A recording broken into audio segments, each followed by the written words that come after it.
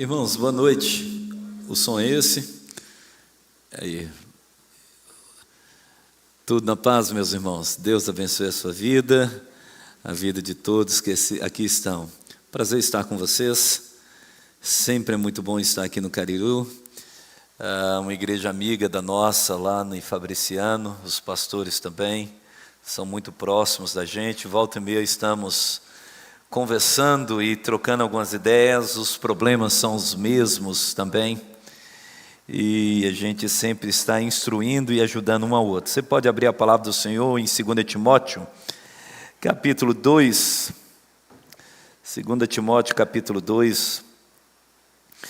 Apenas o verso 1, a gente meditar nessa noite.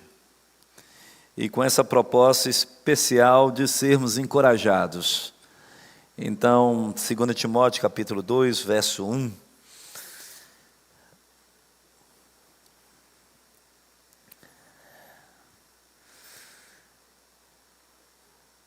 Antes de ler, preste atenção em algo. Esse é um texto que tem me desafiado e me impulsionado muito. No capítulo 1, Paulo está expressando a Timóteo o amor que Paulo tem por Timóteo. O desejo que Paulo tem de Timóteo crescer na fé. E Paulo diz para Timóteo: meu filho, expressa esse amor e diz: eu vi fé verdadeira em você. A fé sua não é fingida. E é a mesma fé que eu vi na sua avó e vi na sua mãe também. Meu filho, presta atenção. Deus não nos deu espírito de covardia. Filho meu, o espírito que Deus nos deu é um espírito de poder, de amor e de moderação. Diante disso, então, do espírito que Deus nos deu, Timóteo, reavive o dom que está sobre a sua vida e que foi chancelado pelas mãos de muitos. Então ele começa a dizer sobre a beleza do Evangelho na vida dele. E diz que ele está preso, mas o Evangelho tem encorajado ele. Então ele diz: Timóteo, teve um irmão, e o nome do irmão é muito difícil, eu não vou dizer aqui. Esse irmão não cansou até me encontrar aqui na prisão em Roma. E ele me ama tanto e cuidou muito de mim. Mas houveram alguns irmãos que abandonaram a fé, Timóteo. E esses não apenas me deixaram só, mas abandonaram a fé. Para que isso não aconteça com você, para que isso não aconteça comigo e com a igreja aqui, com os irmãos presentes, presta atenção, meu filho. Tu, pois, filho meu, fortifica-te na graça que há em Cristo. Fortifica-te na graça que há em Cristo. Para seu coração, meu irmão, minha irmã, não cair em desespero hoje aqui.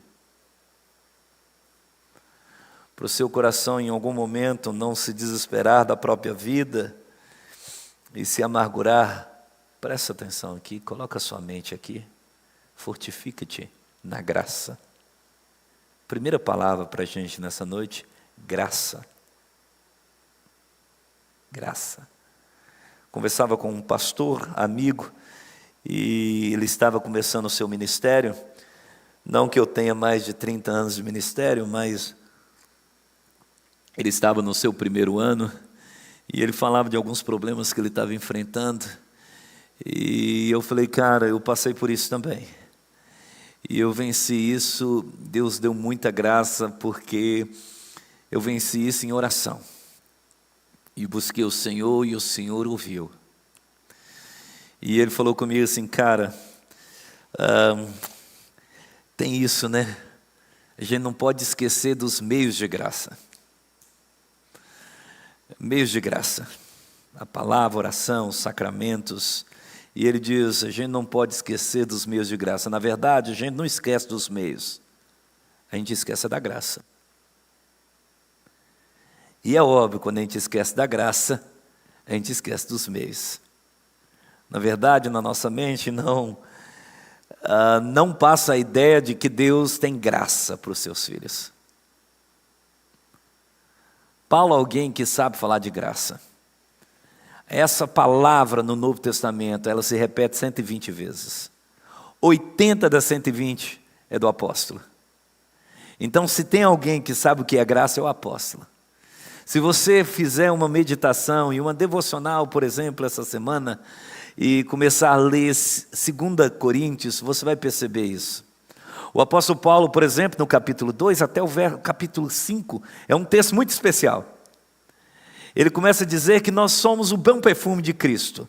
E que a partir da igreja do Senhor, Deus está levantando esse cheiro, esse aroma, através das nossas vidas a todo mundo. Paulo então diz que para alguns esse cheiro, esse aroma é para a morte, porque eles não creem, mas para aqueles que creem é para a vida. E aí ele coloca uma expressão muito especial, ele diz assim: quem é capaz para tal feito? Quem é capaz para tal ministério? Quem é suficientemente capaz para isso? Então ele começa e continua no capítulo 3 de 2 Coríntios, e ele chega em um versículo, em uma fala muito especial, ele diz: olha, eu não estou dizendo isso como se de mim viesse alguma coisa, porque a nossa suficiência vem de Deus. Então é alguém muito consciente da graça de Deus na vida dele, e da necessidade que ele tem da graça de Deus. Em um outro momento, em 1 Coríntios, no capítulo 4, no verso 7, o apóstolo diz o seguinte, faz uma pergunta muito interessante, ele diz: quem te faz sobressair? O que você tem que não tenha recebido? E se recebeu, como que você vive como se não tivesse recebido? E por que então você se vangloria? Quem te faz sobressair? O que você tem, o que eu tenho, o que nós temos que a gente não tenha recebido? E se recebemos, por que nós vivemos como se não tivéssemos recebidos? Nos vangloriando. Paulo então está dizendo que graça, ele é alguém que o ministério e a vida dele é formado na graça de Deus. Para você entender graça e não se perder, você tem que pensar a graça pelo menos de duas formas, e elas se completam. O apóstolo Paulo fala de graça em duas direções, ou em dois termos, ou com dois significados, e elas não se contradizem. O apóstolo Paulo fala de graça enquanto uma inclinação de Deus em favorecer pecadores que não merecem. Ele está dizendo que é algo no íntimo do Senhor, em favorecer e beneficiar pecadores como eu e você, como nós. Mas é uma inclinação do próprio Deus. Isso é graça. É uma inclinação de Deus para favorecer, para dar presentes que são gratuitos e imerecidos pelos pecadores. Isso é muito especial, porque nos humilha muito. E sabe, tem uma coisa que a igreja tem muita dificuldade em crer? A igreja quer que Deus abre o mar, que Deus derruba as muralhas, mas a igreja tem muita dificuldade de acreditar que ela é pecadora. A gente crê que Deus faz coisas gigantescas, mas a igreja tem muita dificuldade de crer que todos nós somos pecadores. É muito interessante quando eu percebi isso no gabinete. Quando a gente vai aconselhar e a gente fala assim: meu irmão, você já considerou essa raiva sua aqui como pecado? Que isso, pastor? O pecado está do outro lado, aqui não tem não. E o mais engraçado é quando as pessoas retornam dizendo assim: pastor, Deus tem feito muita coisa na minha vida, mas naquele primeiro encontro, quando o Senhor falou aquilo, meu desejo era nunca mais voltar. Porque É inacreditável para nós assumirmos que somos pecadores. E não tem graça, a não ser para quem é pecador. Mas Paulo também fala de graça, enquanto um poder que Deus dá para viver. Em 2 Coríntios capítulo 9, versículo 8, ele diz: Deus é poderoso para fazer abundar em vós toda a graça, a fim de que, tendo sempre em tudo ampla suficiência e sobreabundez em toda boa obra. Ele também diz que Jesus, a minha graça te basta, porque o meu poder se aperfeiçoa na sua fraqueza. Então Paulo está dizendo, graça não é apenas um favor imerecido, mas graça é um poder que Deus derrama sobre os seus filhos para capacitá-los. A graça não é apenas uma disposição de Deus, uma qualidade ou uma inclinação da natureza de Deus, mas é uma influência, uma força, um poder, uma ação de Deus que opera em nós para mudar as nossas capacidades de trabalhar, de sofrer e de obedecer. Então nós não somos daqueles que dizem Deus nos livre do sofrimento, e nem daqueles que dizem Deus me deixa sofrer. Quem não é besta. Mas somos daquele que buscamos recurso em Deus para enfrentar. E tem recurso em Deus. Então graça não é apenas uma inclinação de Deus, mas é um poder de Deus que vem sobre as nossas vidas, para a gente fazer toda boa obra. Então graça envolve capacitação, graça envolve consolo, graça envolve livramento, graça envolve soluções, graça envolve fala de Deus, socorro de Deus, graça envolve Deus derramando poder para que a gente possa enfrentar. Graça então é pessoa que chega, é dinheiro que vem, é uma palavra que a gente escuta, é uma pregação que a gente vê, é um entendimento que nós temos. Já foi agraciado por entendimento? Em um momento devocional, e de repente aquela palavra brilha de maneira diferente, e você tem entendimento. Graça de Deus. É uma canção, é um louvor. Um casal da nossa igreja, jovens, com a filhinha no hospital de menos de 1 ano. Uma doença simples, mas respiratória, muito comum entre as crianças. Mas ali ela se agravou um pouco. E a criança, com a ajuda de um respirador, uma sonda em seu nariz, e estava prestes para ir para a UTI, e quando eu fui visitar, eu no carro orava e falava assim, Senhor, dê uma canção para esse casal, dê uma canção para marcar esse momento, uma canção que vai ser uma obra da Tua graça para eles. E quando eu cheguei, a gente orou, lemos a Bíblia e eu falei isso com eles. Eu pedi a Deus para dar uma música para vocês. Eles olharam um para o outro, riram. Passou, Deus deu uma música para nós. E naquele momento eles cantavam aquela música. Graça. Um poder que Deus traz, que só Ele sabe fazer. Que nos aperfeiçoa em momentos de angústia. E ela é muito poderosa. E ela nos motiva, encoraja. E são pitadas de graça.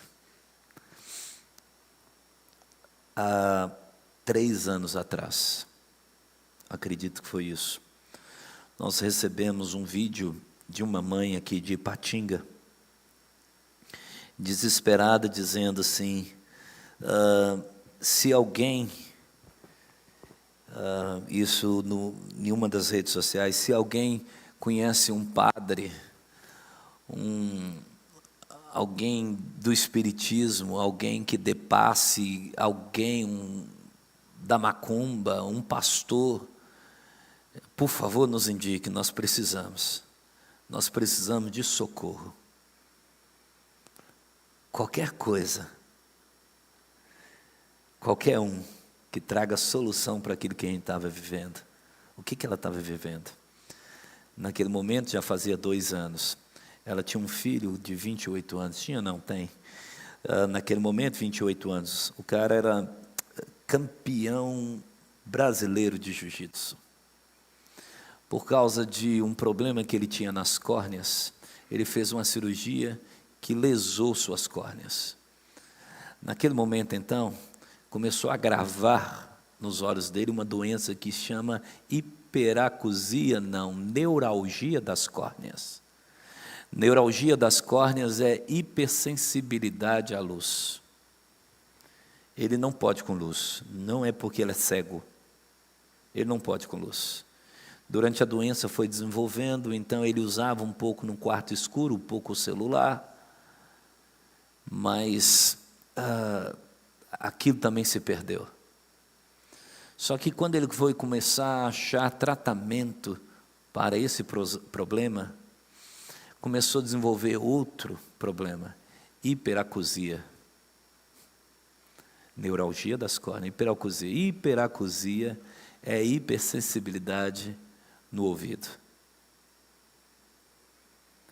Então, qualquer tipo de barulho ou ruído, isso aqui que você não está ouvindo, ele ouvia.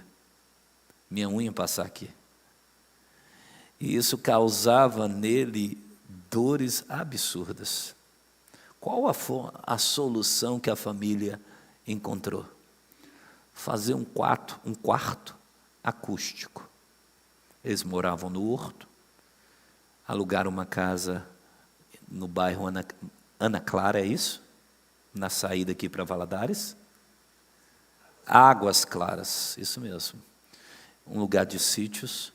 E fez um quarto acústico lá. Um quarto acústico, meu irmão, é um quarto que não tem janela. É um quarto que tem um material no piso para não fazer barulho. Um quarto acústico, por causa dos olhos, não pode ter luz. Tinha 2 anos que ele estava lá. Por isso que a mãe estava em desespero. Alguém da macumba, alguém de qualquer coisa, dá um jeito nesse trem aqui.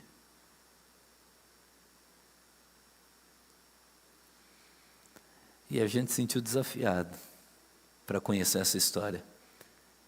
E foi muito interessante, tem sido muito interessante. O nome dela é Miriam, a mãe.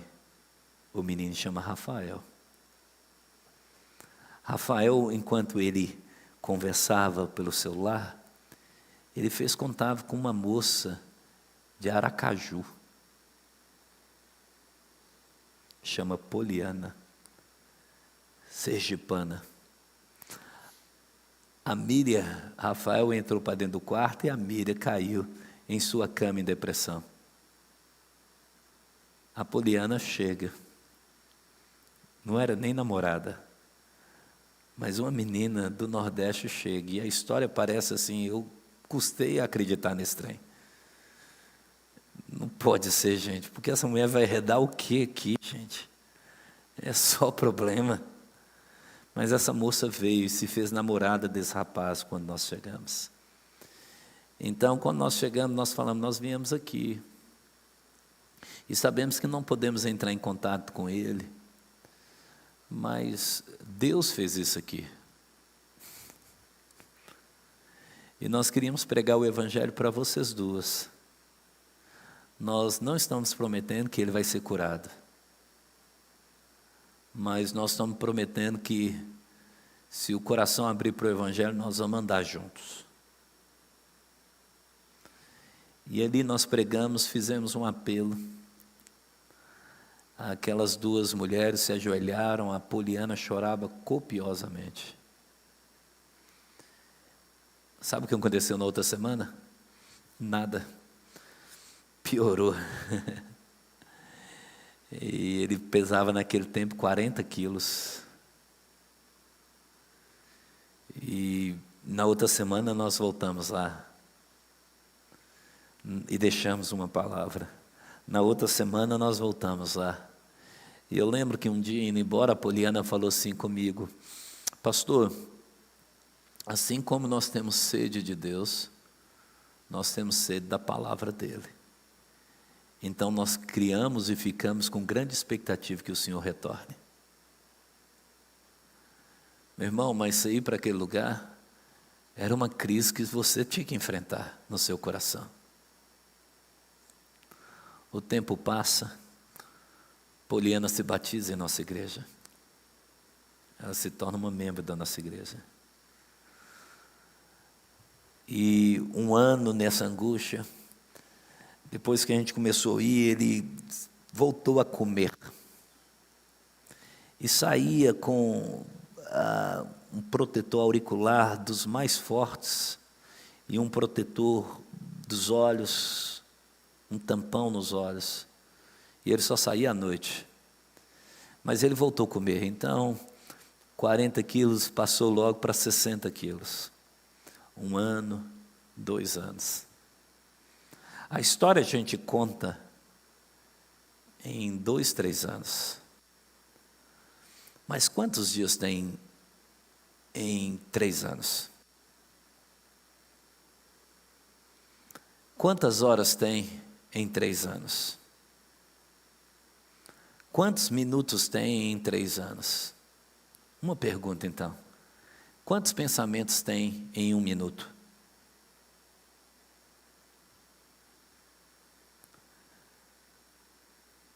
Meu irmão, eu não sei o que Deus arrumou com aquela família. Mas aquela família conseguiu sobreviver a esse negócio. Então, no ano passado, a gente pôde conhecer o Rafael e entrar no quarto. Eles casaram. E eu fiz o casamento deles no quarto. E aquele negócio bem assim, a luz bem pouquinha mesmo. E a Poliana desenvolveu um jeito de falar com ele, porque não podia falar, senão... Imagina que loucura que foi para o cartório ir lá. Porque o barulho do lápis no papel traziam dores horríveis para ele. E alguém do cartório foi lá e não podia entrar. E aí ele foi e escreveu, deu para entrar rapidão, o Rafael pegou e escreveu: eu, Rafael, tal, quero casar com Poliana. E isso foi suficiente para o cartório se armar e fazer uma certidão de casamento. E estávamos nós ali no casamento deles, eu, 2 amigos dele, e a mãe dele e a esposa, é lógico, né? E a Poliana desenvolveu um jeito de conversar com ele com a mão. E aí eu ia falando baixinho, e ela ia mexendo na mão, fazendo uns trem assim, sabe, pastor Márcio? Eu falei, meu Deus do céu, será que ela está falando mesmo, gente? Eu estou desconfiado que esse povo está... E aí eu falei assim, e eu fiz uma oração, olha, e que esse quarto, e ela, não seja mais chamado de quarto do desespero, mas que esse lugar seja o lugar da bênção de Deus, em nome de Jesus, amém. Aí eu vi ele bocejar, amém, está falando mesmo, ela está comunicando com ele. 1 ano atrás, ele voltou a sair de novo. Qual que é o estado do Rafael hoje? Sem tampão, saindo para fora do quarto, sem tampão nos olhos, sem tampão nos ouvidos, voltando a seguir a sua vida. Há 3 semanas atrás, ele então saiu a primeira vez da sua casa depois do tempo e foi fazer um treino de jiu-jitsu. Eu não sei como que aquela família passou e sobreviveu tudo aquilo. Mas eu só consegui entender a graça de Deus fortalecendo, neutralizando, pensamento por pensamento,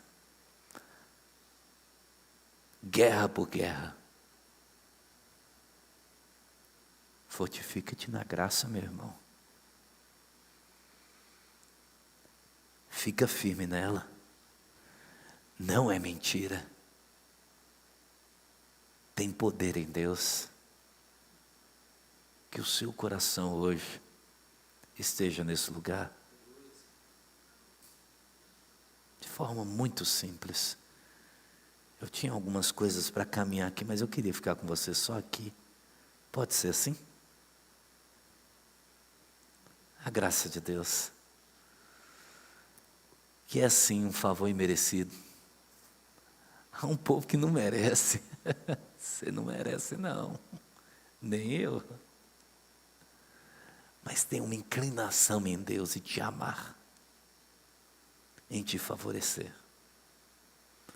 Mas essa graça também é poder capacitador de Deus para você seguir.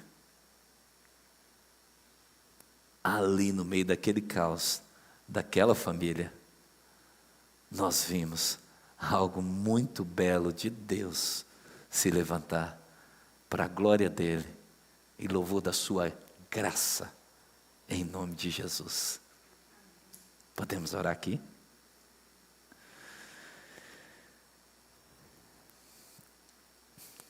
Meu Senhor, os irmãos, as irmãs vieram aqui hoje e numa expectativa de receber do Senhor, receber do seu Espírito, um entendimento, uma mensagem que coloca a mente no lugar e que tira a mente do desespero.